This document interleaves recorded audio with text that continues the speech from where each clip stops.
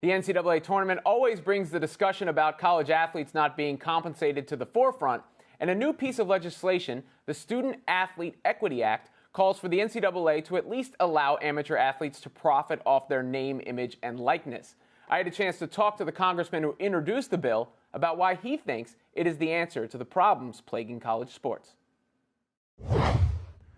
Congressman Mark Walker introduced the Student Athlete Equity Act, saying, quote, signing an athletic scholarship with a school should not be a moratorium on your rights to your name, image, and self-worth. It's time to bring equity to student athletes and fix the injustices that exist in the current NCAA model. And he joins us now. Congressman, why do you feel this, not paying players directly, but removing the ban on athletes profiting from their names and likeness, is the proper compromise in regards to the NCAA system?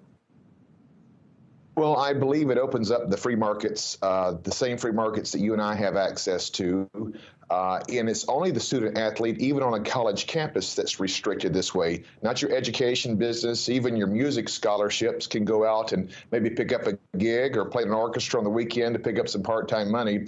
It's only the student athlete who, in many cases, is bringing in major revenue to some of these larger universities, even some of the smaller ones. That really, it's free labor on the backs of these student athletes, and it's time for it to stop. This is something that we've been looking at for the last year and a half, and hopefully, this is the first step in resolving this. Now, it's always seemed absurd to me that individuals can't profit off their own likeness. But is this something that you believe is going to happen? Will this be passed?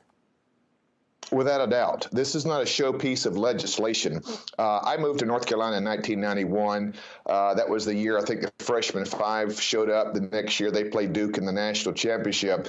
Three of those guys went on to make millions of dollars because of their image, their skills, their talents. But two of those, I believe it was Jimmy King and Ray Jackson, never had any chance, even though those five young men really changed the face of college basketball as we know it today.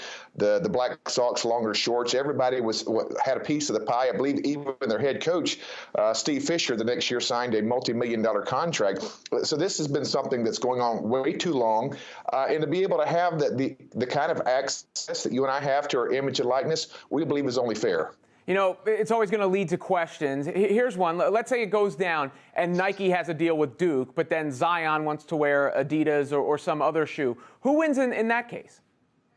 Well, the NCAA is a nonprofit. I'm a guy that believes the less government in our lives, the better. We're not going to tell any nonprofit, even as large as the NCAA is, specifically how they need to run their business.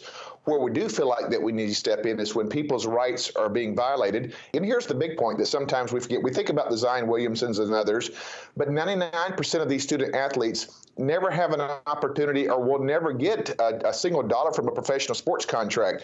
Instead of allowing them as young entrepreneurs to go out and build bridges to even other careers, even that's forbidden because they can't use any kind of access to their own image. For those like Zion Williamson who sign contracts and others, not that we want to weigh into it, but I would probably agree that the school has override. If the school has got a deal with Adidas or Nike, that the player, the student athlete would have to follow along those rules. We're not trying to change all of that. We're just saying we need to open up the free markets like every other individual or every other American has in the country.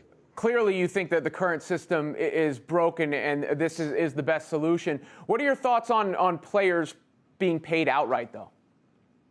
Well, I think you get into a tough situation because you have the different levels of university sizes. You have the different level of funding that goes into these athletic programs.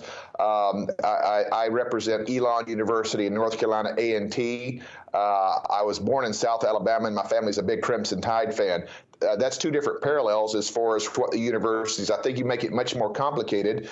But I believe if you open up the free markets, if the backup quarterback at North Carolina A&T wants to go back to his hometown and be contracted to sign autographs at a local restaurant for a couple $100 on a Saturday afternoon, he or she should be able to do that. That's about fairness for the players. How much of this, in your mind, is about trying to stop corruption in college sports, if any of it's about that? Well, I met with the four NCAA officials about 2 weeks ago, and obviously they're not happy with it. And I don't want to cast a despair motive, but I know they feel like they've got a system that works. Obviously, they're getting ready to make $750 million to the NCAA March Madness. I understand that they don't want to tinker with it at all. However, when they came back and pushed back to me and said, listen, this could potentially open up for corruption. I think it was the next day that we heard the audio tapes from the LSU head coach, some of the handlers that are getting paid. We believe this piece of legislation could do two things. One, it could remove that middleman completely out of the scene because the student athlete, he or she has now that new access or likeness, but also for many of these student athletes, they come from underprivileged or impoverished communities. So when a family comes in, and even to go out to eat with their family at an away game or even a home game, sometimes the funds aren't even able to do that. So therefore, it's very difficult for them to even think about staying in school long term. If they could go out and be able to profit from their own image, their own likeness, sometimes we believe that would be incentive to be able to stay in school because it would help alleviate some of the poverty that some of these families have faced as these student athletes have grown up in the different communities. You referenced meeting with the NCAA. Do you believe that the NCAA has the best interests of the student athletes in mind? That's a strong question. I don't want to say that they don't, but I believe they're very comfortable in the system they have now with the bottom line as far as how much revenue is created. In any time that you bring about change, especially this revolutionary fundamental change, usually the organization is very quick to offer up roadblocks or be resistant. I think their statement after we dropped the bill about a week and a half ago, the statement they came back the very next day said this bill was unnecessary. They didn't give all the reasons why it would be. Maybe they're working on that. But I do believe there may be some that do not want to specifically tinker with this because they feel like the system is already fair. I think that's a very hard argument for them to make. Congressman Mark Walker, really appreciate your time. And just to clarify, he's not connected to us via NCAA-provided Wi-Fi. Thank you, Congressman. Yeah, exactly right.